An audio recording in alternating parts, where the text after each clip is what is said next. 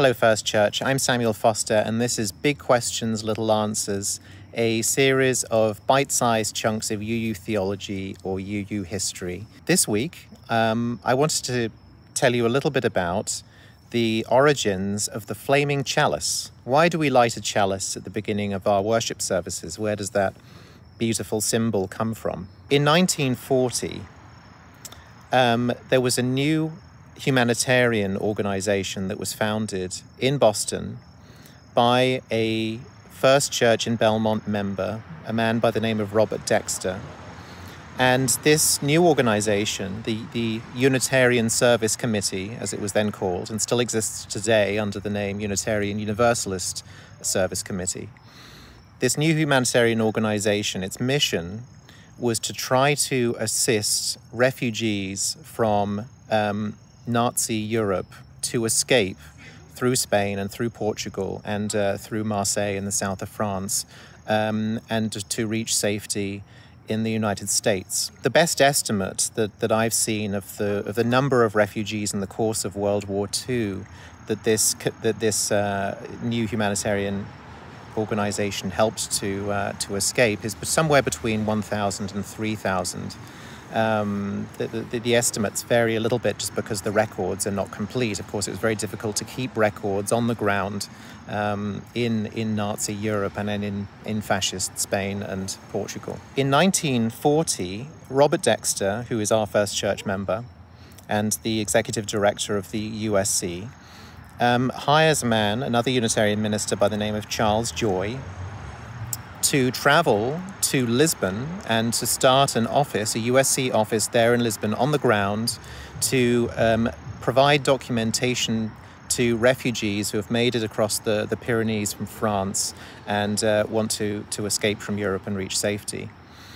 And as they're setting up their office in Lisbon, Charles Joy realizes that in order to work with the authorities and to persuade them that they're a legitimate organization and to on their exit visa applications and their other documents, they need a logo, an official logo that will make them look like the real thing.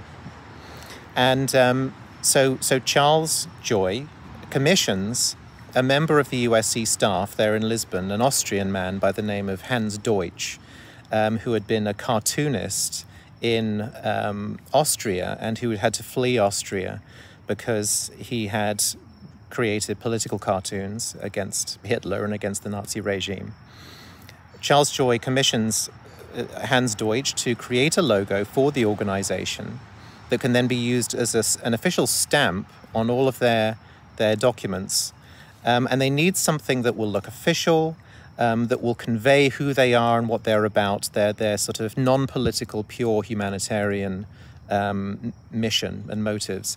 And so Hans Deutsch has the idea of taking the symbol of a flaming chalice from ancient Greek and Roman religion. The Greeks and Romans would put a flaming chalice on their own altars.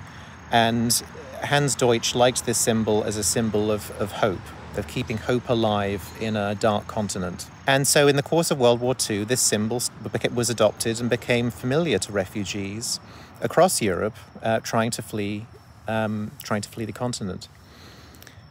So that's the origin of the symbol. It's fascinating because it begins on paper, right? It doesn't begin, as it were, in reality. It begins on paper. But years later, years after World War II, even years after the Unitarians and the Universalists have merged, they merged in 1961 to form the Unitarian Universalist Association that we have now.